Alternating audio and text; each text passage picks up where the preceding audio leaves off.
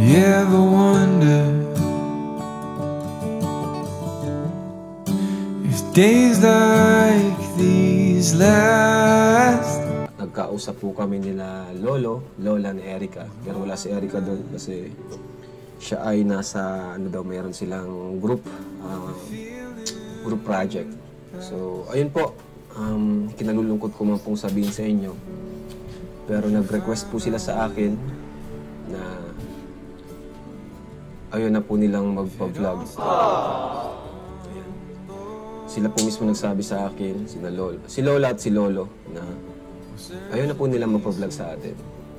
Sa kadahilan ng mas gusto daw ni Erica na mag-focus muna sa kanyang pag-aaral.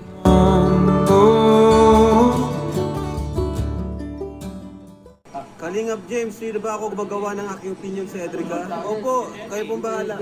Basta wag po kayong mag-promote or mag-invite ng basher sa inyong live, ano? Mapagpalang araw po sa inyo mga Kalingap. Suportahan po natin ang Team Kalingap po. Lalo na po ang ama ng Kalingap, si Kuya Val Santos Matubang, Ate Edna Vlogs, at si Kalingap Prab. Ngayong buwan po mga Kalingap, ako po ay dadalaw sa Dait. At gusto ko pong makita ang aking iniidolo ng ama po ng Kalingap at si Kalingap Prab. Ngayon po, gusto ko pong magbigay ng komento po tungkol po sa ayaw na magpa-vlog ni Erica.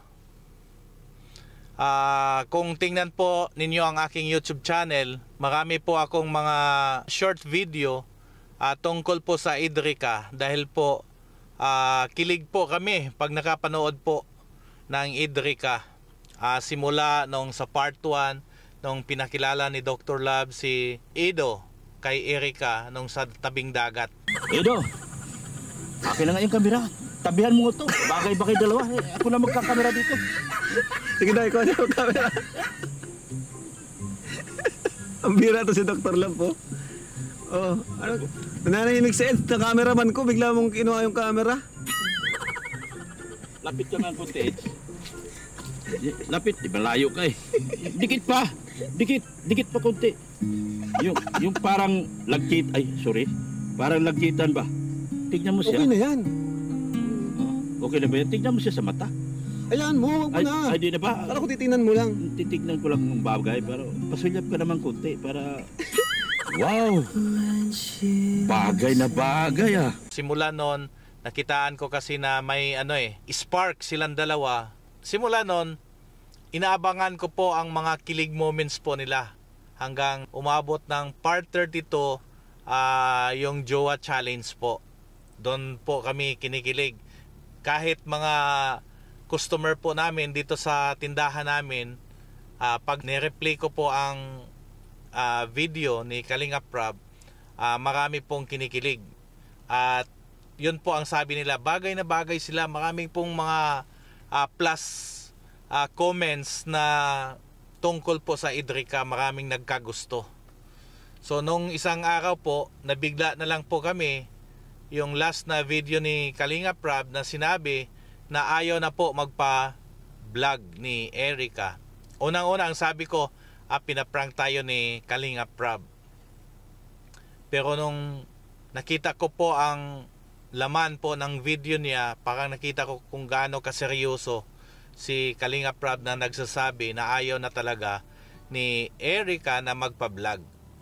So bilang hindi bilang vlogger, bilang viewer po, bilang nanonood po sa Edrica, nalulungkot ako na biglang nawala yung Edrica, yung kinagigiliwan mong isang vlog tapos biglang nawala, na walang masyadong closure bakit biglang nawala.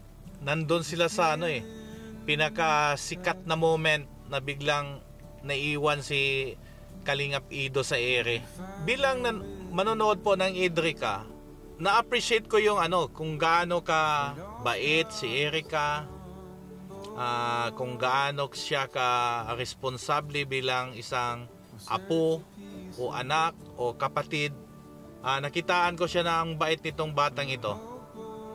So kaya siguro isa sa mga dahilan bakit tinangkilik namin o pinanood ko ang video ng Edrica.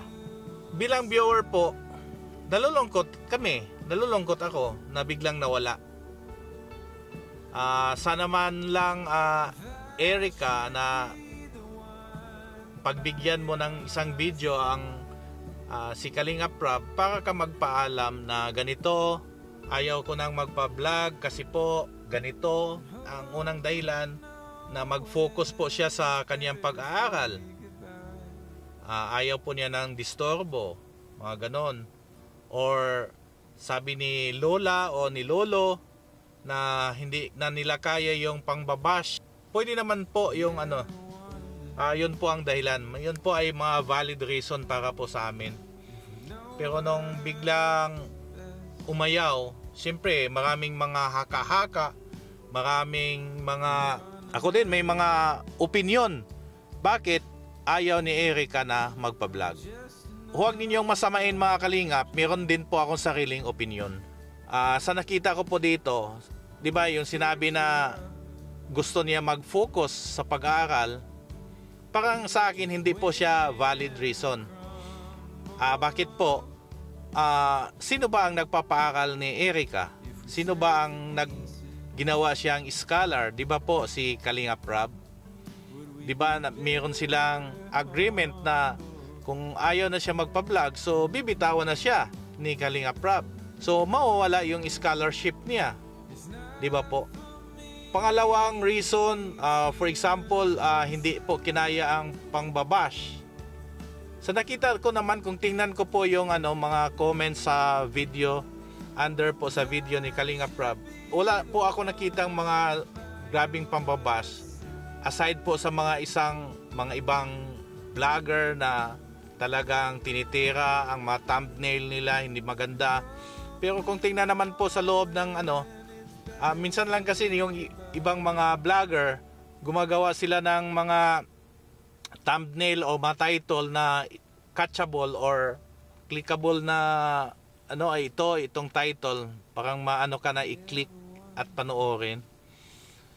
So para sa akin po hindi siya valid reason din na hindi kinaya ang pagbabash, kasi hindi man masyado, para sa akin hindi masyadong parang normal lang na bashing.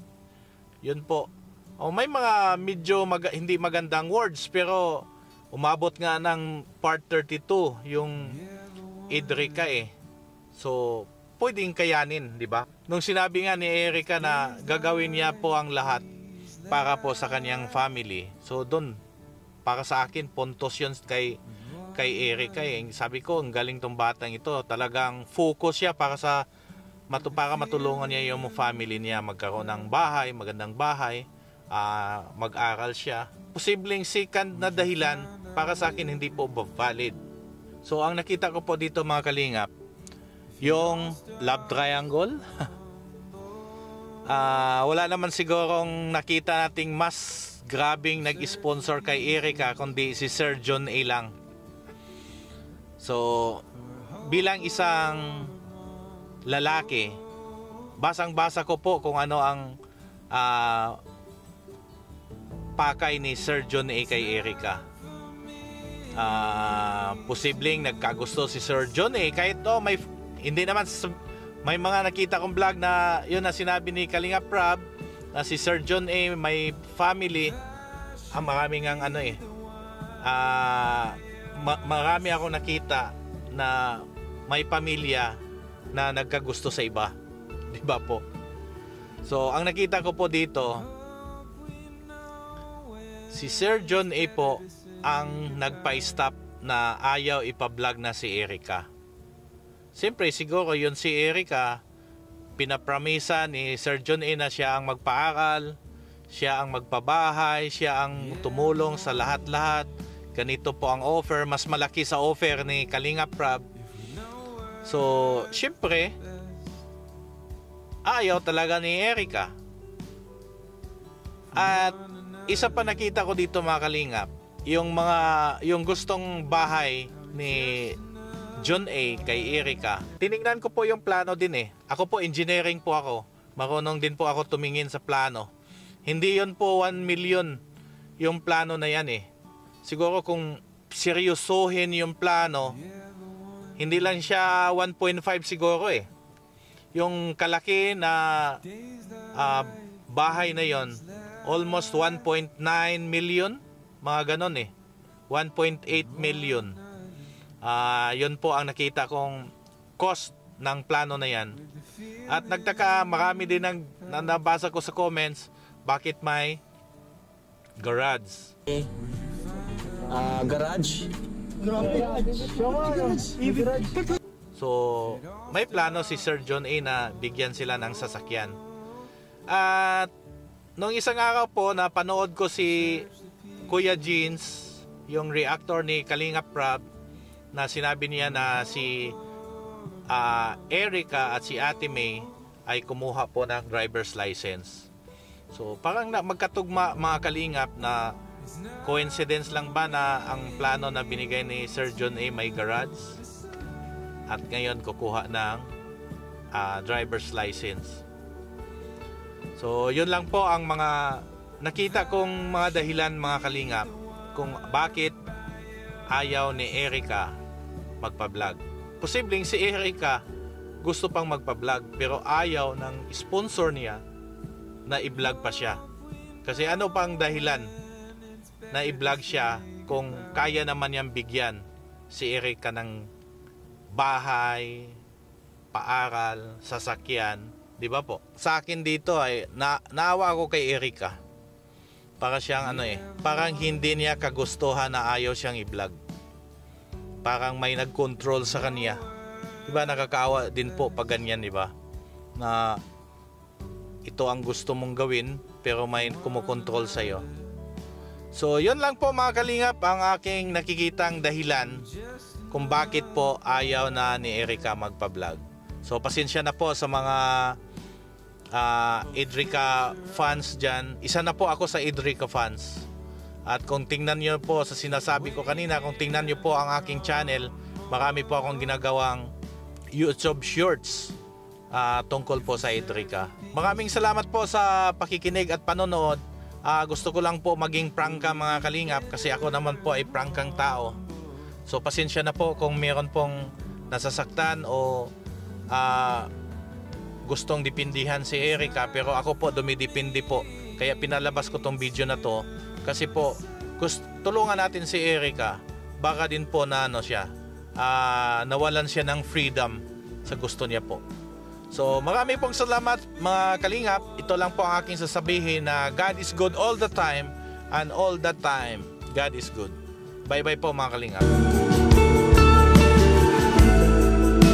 And hope we know when it's better to say goodbye.